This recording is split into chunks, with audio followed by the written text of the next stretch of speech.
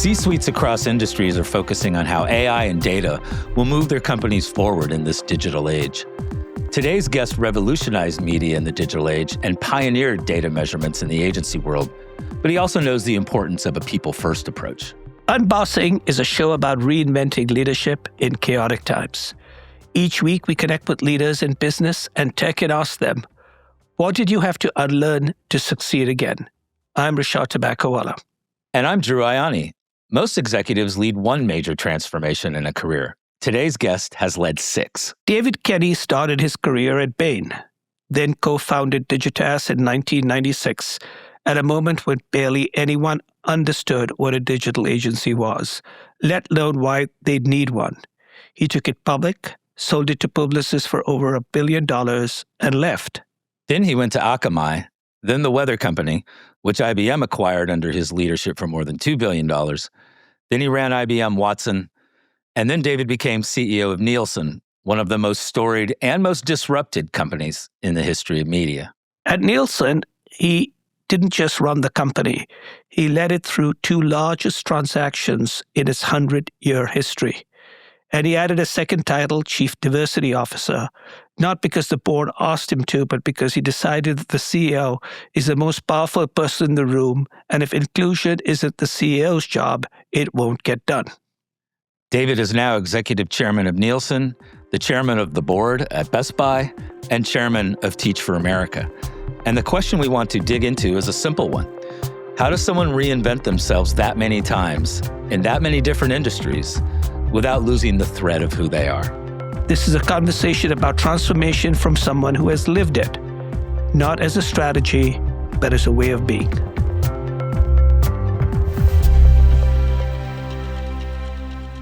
David, what I'd like to start with is you've been a pioneer in lots of different places and have been both at Bain and what was Brauner Humphrey, which became Digitas. You then were at Publicis.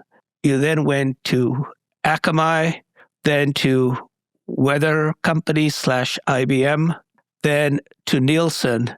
And with the exception of probably Digitas, Publicis, where you see some link, it seems that you were going about as far from one industry to another industry. So clearly you were either unlearning a lot or learning new things. So can you explain a little bit of what you were up to? Yeah, that sounds like a lot. It's over 4 decades, but I would say Bain was a great general background. After that, each of those situations, they all reached out to me to lead the company wanting something I had learned. Michael Brauner wanted somebody who knew management and how to scale because it hit a wall. And that was when we reimagined the whole agency as Digitas. And of course, Publicis then acquired it. Akamai wanted somebody who understood the future of digital media, and so did weather. And then at weather, I learned a lot about machine learning, which is why IBM wanted it for Watson. And then it came all the way back to Nielsen, who wanted that expertise. Every time I learned something that was a hook to the next thing, then I had a lot more to learn. And so I would say I've been blessed by continuing to advance my education every day for the last 4 decades.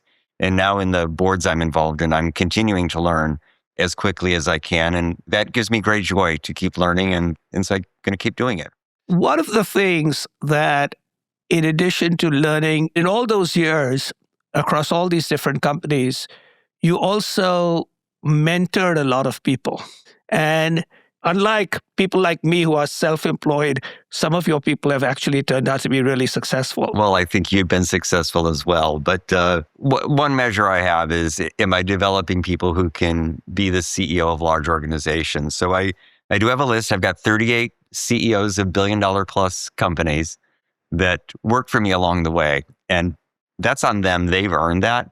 But I'd like to believe in many of those cases, helping people see themselves on a different scale, helping people round out their skills has been great. And it's been great for me because they've delivered in whatever company we work together in. But I think what's also been important is to want their success, even though many of them left me to go run something else. So I'm super proud of those folks. Everyone from Rochelle Parham to Sean Cohen to Pat Dodd, I could go on. There's just a great list of leaders out there that I was lucky enough to work with. I'd like to build on that, David. And I'm very curious, obviously, without divulging names or anything, but what are they asking you in terms of these mentor-oriented relationships you have now, whether it's with many of these CEOs or just other people that you're actively mentoring? It's a very complex, interesting, challenging time. So I'm very curious what they're asking you your advice for right now. And I also am fortunate to work with some CEOs with whose boards I'm on. I think a lot of folks are trying to figure out how to navigate and keep moving forward when there is so much uncertainty. AI, it becomes cliche, but those technologies really will affect every function. So how does it affect it? How do you do it? Since you don't know where it's going to land, how do you keep moving forward? If you used to have a moat, is that moat challenged by AI, and what do you do about it? I think folks are also trying to navigate fundamental shifts in consumer behavior and in their employee bases. There's an increasingly broad range of opinions about the right way to proceed in the world. If you run a global business, it's very difficult because global businesses used to have one view of the United States, and now they have a different view of the United States. And that's causing people to reconsider so many things. And I would say a lot of folks are, how do I manage to keep moving forward when so much of what I've learned to date is now changing? In terms of what you've learned over the years, David, in terms of managing uncertainty, when you enter a time of great uncertainty, what are the best practices in navigating through that? I think it's just so important you have a compass so you can keep track of where true north is. So I encourage folks to get to the short list of things that haven't changed. Number one on that is humans. I still believe in human beings. I believe human beings are generally kind. Human beings are generally trying to make the best life they can for their families. And they're all constrained. 24 hours a day is all any of us have. Not 1 minute more. None of this technology, it's making us more efficient, but it hasn't created more time. So people need to invest that time wisely every minute. And so making sure you're helping people use all their resources, especially their time, in the most productive way. I think knowing the values of the company, knowing the customer base, and then really helping everybody allocate scarce resources gets you to the other end. And so when many things are uncertain, you start with what is certain. Because if you lose that, if you make decisions that are not consistent with values, or you don't respect people's time and resources, it'll backfire. Well, I really like the true north analogy. That's great. When you look ahead, do you tell people on things that they should throw away because it's thinking that makes no sense anymore? I think people have to walk away from the idea that if humans do it, it's more accurate than if machines do it. But that's comforting to the humans, but it actually isn't backed by empirical evidence. And it causes people to defend what they think they do better than machine, as opposed to just saying, what is the best way to do this?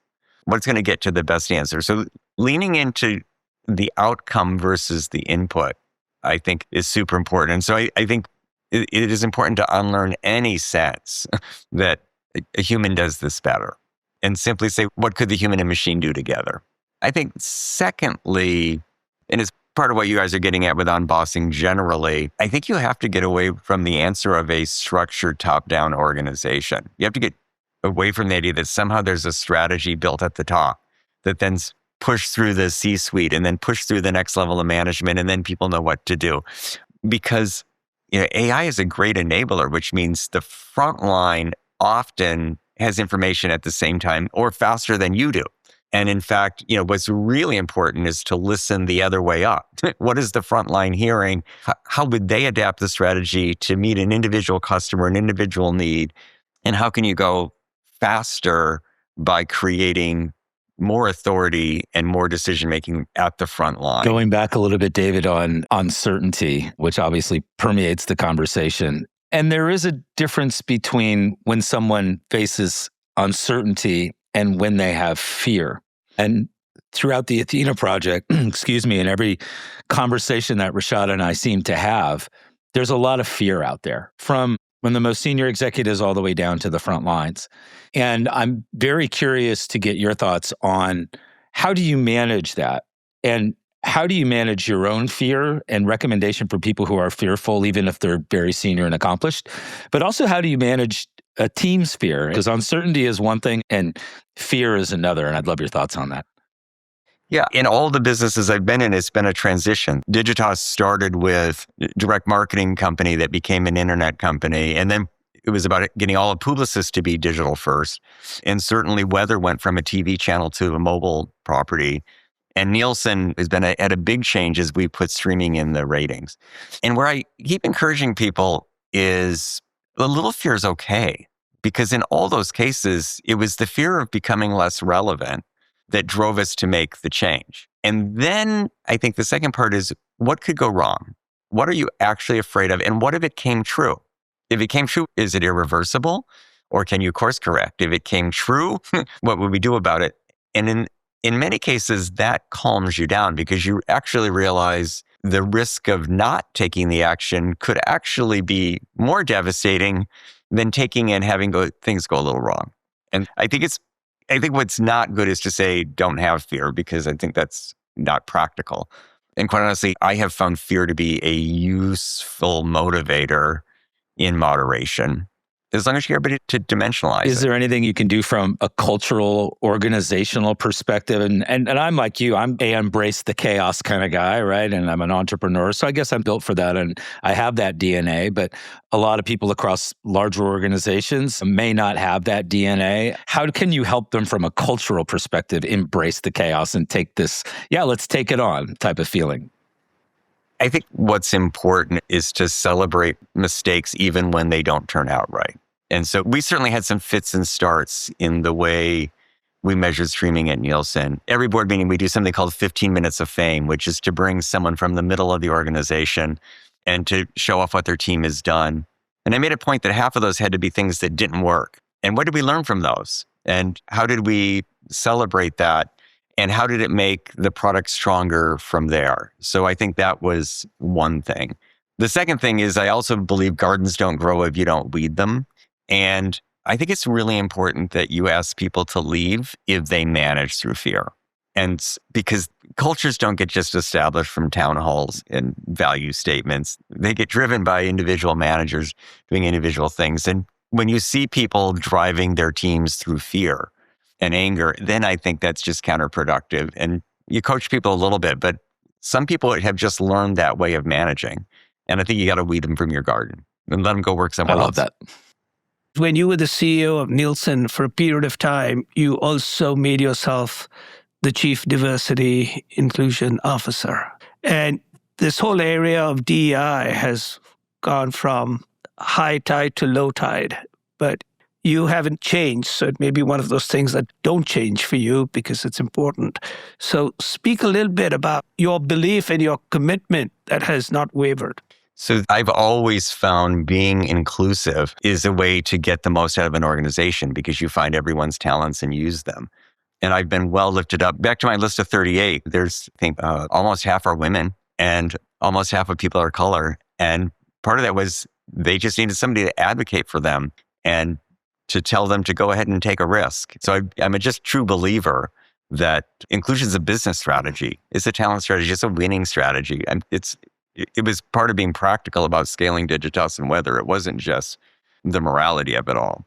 When I got to Nielsen, I would say there was a whole diversity team, and I felt like it was almost a parallel universe, running different programs, lots of employee groups, had its own infrastructure and measurements, but they weren't tied to the business of measuring market share, which is what Nielsen does. And I just said, I think we need to bring these together. This is not just an HR function, and this is not its own separate universe. And so some of the backlash on DEI, because it wasn't connected to results, I actually have some empathy for. I think it was important that we're doing this because it's a winning strategy and getting the most out of everyone. And so I took on both roles to make a point. We eventually did hire a full-time person, but after we established that this was a function like finance. And I said, I always have a CFO, but ultimately we all own the financial results and nobody owns the financial results more than the CEO. I'm going to treat the diversity results at the same level as the financial results because I think they're interconnected. And people began to see that worked. and people began to see us doing well, and they began to see people doing well. And so I think it built credibility. And I still believe, and I still encourage all the CEOs I work with. Yeah, I know there's a lot of backlash out there, and I think false noise in this belief that somehow DEI doesn't create meritocracy when the opposite is true. Stick to your values. Stick to, what's always true is getting the most out of every person and helping every person succeed. So stick with that and do it in a way that works for you.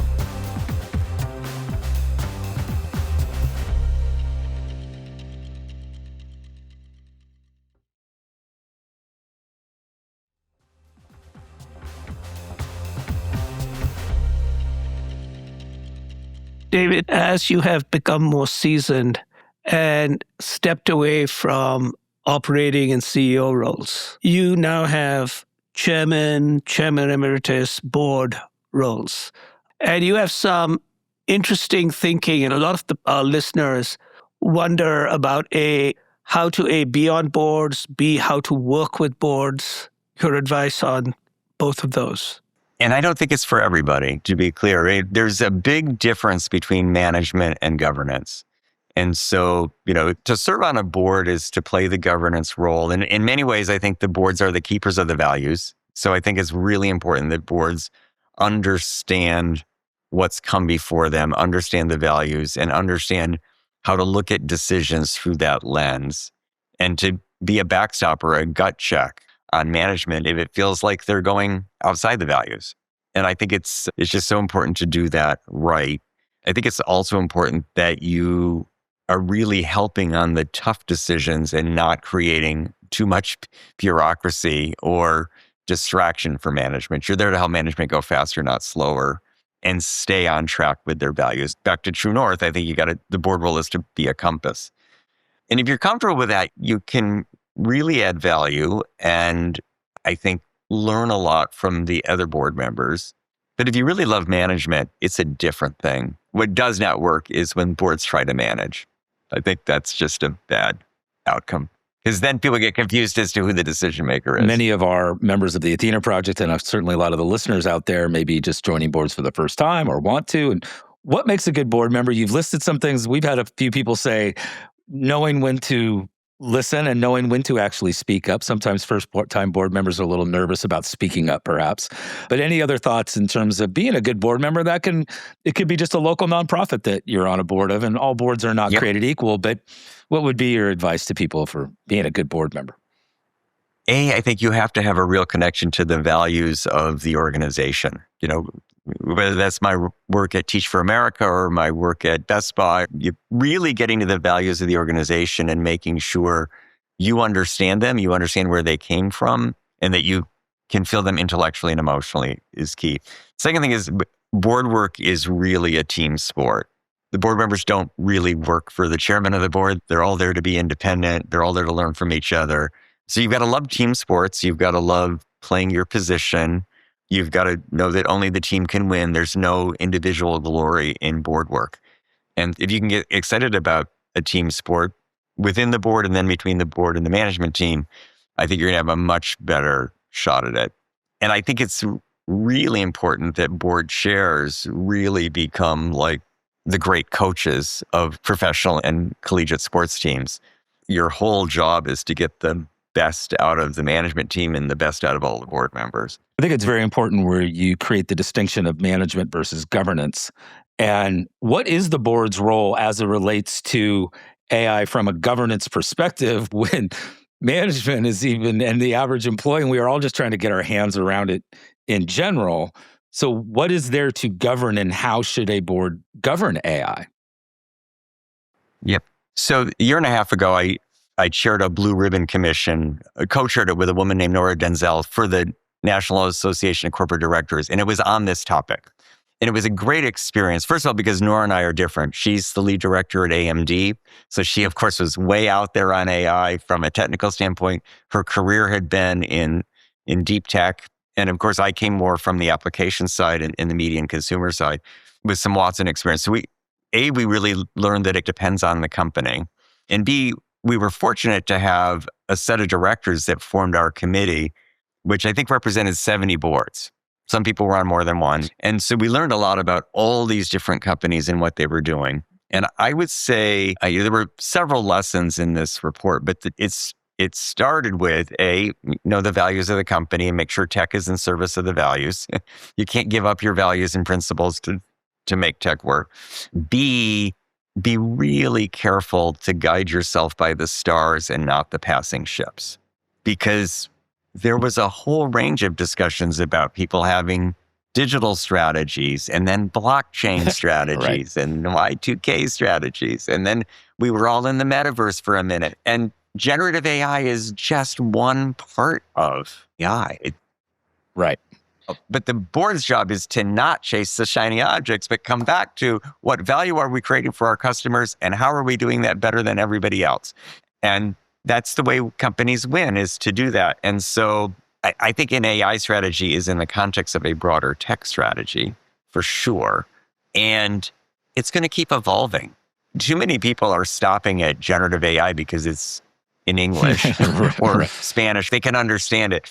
But I'm a big believer in world models coming next. I'm a big believer that some of this work should still be classic machine learning because there are known answers. It doesn't need to generate new answers. And making sure you've got tech in service of your customer value, not the other way around, I think would be the underlying thing that we learned from the companies that were doing it particularly well. On boards, if you're looking to make, obviously, a hire at the C-suite, or if you are a C-suite manager or any manager who's managing a team and managing managers of managers, and I'm building out a team, given the complexities of today and the velocity and everything we talked about with fear and uncertainty, do you recommend that people look for different skill sets or personalities in terms of the people that they are hiring right now? I think right now, it's important that you have some expertise. This started with like my career being in these different fields, but I think more people are going to actually have a strength if they worked in multiple things. Expertise is not as much of a differentiator as it used to be because technology is sharing expertise with everybody. What is a differentiator is curiosity and resilience. And so, yes, you want people who keep learning because they're going to find new patterns, but I want people who are going to lace up their boots the next day. Something's going to go wrong. You're going to get whacked by some change in tariff strategy or a war somewhere or a social unrest somewhere or some sort of economic shock or some sort of competitor move or some new AI thing that eats your lunch, right? Whatever it is, you got to be resilient and find a plan, not caught in the crosshairs. And people who are naturally resilient, I actually like to hire people who have failed at something because the more you can learn from that, the more you can learn what caused that failure, the more you can prevent it the next time and realize it didn't kill you. It just made you stronger. And I think back to diversity, if you grew up in an underrepresented culture, you really think you've got to be perfect, in which case that actually can hold you back from being successful. So back to my list of 38, a lot of them made mistakes and a lot of my mentoring was just getting them through it and realizing it wasn't a fatal mistake. It was a learning experiment. David, thinking a little bit about transformation, which I think is an overused word. I think it's reinvention now, maybe. You talk about the difference between speed and velocity in transformation or reinvention or whatever we'd like to call it. Can you just expand on that a little bit and the difference? And I believe you've also said speed without direction can kill a company. So I'd love your thoughts on velocity versus speed right now, because we all think it's moving so fast, but it's not just the speed, and how that impacts an effort to try to transform and reinvent. Yeah, in physics, the difference between speed and velocity is speed toward a destination. And I think management that doesn't spend and boards that don't spend the time to figure out, well, what actually is the destination here? At best, they risk pilots that don't go anywhere. And boy, are there a lot of AI pilots out there that aren't going anywhere right now. Because people just feel like, I got to get something going. And at worst, you end up running hard towards something that's not actually core to your customer value or core to your values as a company. And so, the more you can get anchored on the right thing, the better. I saw this when I first got to weather. There was a lot of energy around a lot of different initiatives as more and more weather data was moving to weather.com and then ultimately to the mobile device. but it was frenetic and it wasn't profitable. And we really then got focused on these 4S's of we have to have the best science and people have to see the science. That led to a lot of ways in which we presented the data. We have to put safety first and all other things stop in hurricanes, tornadoes, and blizzards. We want to tell great stories and we want to provide services to businesses. And then it helped, everybody get focused on the next mission against each of those S's. And it helped us just run together as one team a lot more effectively. And back to unbossing, you can't unboss if you don't give people clear direction, because bosses keep people on target by every day looking over their tasks and bringing them back. But that means the direction is set in the mind of the boss. If the direction is actually going to be set from the front line for people dealing with the customers, it's got to be consistent with the same endpoint. And so, to me, these things are intertwined. So, David, before we sort of conclude, any advice to the future leaders and current leaders of the world? I just am a big believer in youth. And it's part of what I love about Teach for America is seeing all these kids prioritize service at the beginning of their career. But I also learn from them. On college campuses, kids use AI as operating systems. It's where they start their day. Everything works that way. I think Gen Z uses it more like search. Gen X might be a little afraid of it. I just think youth is going to show us a way much faster. And if you have arrogance to think, if I think that my 4 decades of experience somehow makes me have a better answer than a college junior, I think I'm mistaken. I think the college junior knows how to use the tech better than I do. I can learn from that person and then bring my experience to make it better. I certainly am seeking out more reverse mentors, kids I can help, but who can help me as well. And I think most organizations, the risk is heavy middles. Really weed your garden in the middle, get to know young people, get to know how they're using the technology. And I think you'll be able to move with faster velocity and design your products for those consumers. David, this has been fantastic. And you've reminded us the importance of being forever young. You've asked people to practice resurrection. We will all have our Good Fridays, but the successful people also look forward to Easter Sundays. And that diversity is a strength. It delivers great financial results. And it's actually the fastest path to meritocracy. Thank you, David. Thank you, David.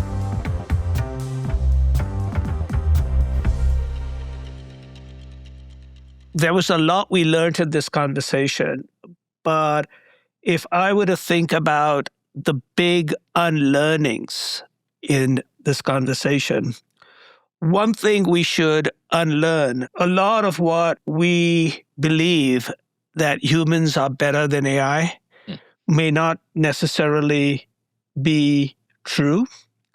And the other one, which we've also heard before, is the future of organizations are much more likely to be distributed than top-down. And those are two things that are important. But as important in this unlearning was how not to unlearn the wrong things. And the two things that do not change was an emphasis on belief in humans and being aware and respectful of their times and resources, and that one should never lose one's North Star compass, the values of a company, or as he said, let's steer by the stars and not the passing ships. Yeah, that might have been my favorite line, the stars and the passing ships. And certainly the consistent thread was the true north. I mean, I think it's cliche, I suppose, in that here where I am in Silicon Valley, that the entrepreneur goes out and takes the risks because that's what they want. And people who are, quote unquote, in corporate, they're there because it's more safe. Some of those may ring true and may be true generally. But if that is the case and you are in corporate and you're there because of some relative safety, I think that's fine. But you also have to unlearn a bit in regards to being more entrepreneurial, being more curious, being more of a risk taker, which may not be in your wheelhouse. It may not be in your DNA. And I think everybody in corporate has to be more curious, take more risks, and be comfortable with it. Maybe you can't embrace the chaos in the same manner as Silicon Valley, let's go charge up the hill entrepreneur might, but you might have to unlearn a little bit in terms of a dependence on supposed safety and comfort in corporate or in even in medium-sized organizations. I think that sort of came true. And that seems to be ringing true in all of these conversations that were happening, Rishad, is that even if you are in a big, large company, one, your job might not be safe because of AI. And to stay resilient, you better be more curious and entrepreneurial and more of a risk taker. Yeah. And in addition to sort of the curious and resilience, which he reiterated, there was something else that is very important, which is counter often to what we think about, which is the importance of youth. So a lot of companies today say we don't need to hire these young people. We're going to have AI doing it. And he basically talked about, hey, maybe you want to actually look at the big middle, but the youth are coming in and can teach us, reverse mentor. And he says the people who are today in schools are learning AI as an operating system. Gen Z is learning it as a search. And the rest of us are trying to figure out what hit us. That's it for this episode. Don't forget to follow Unbossing on the iHeart app or wherever you get your podcasts. And if today's episode got you thinking about your own brand or the instincts you've been second-guessing, take a moment to leave us a rating and a review. It helps more people find these conversations. The world is asking all of us to unlearn something. The question is whether we're brave enough to actually do it. I'm Drew Ianni. And I'm Rishad Tobaccowala, and this was Unbossing. See you next time.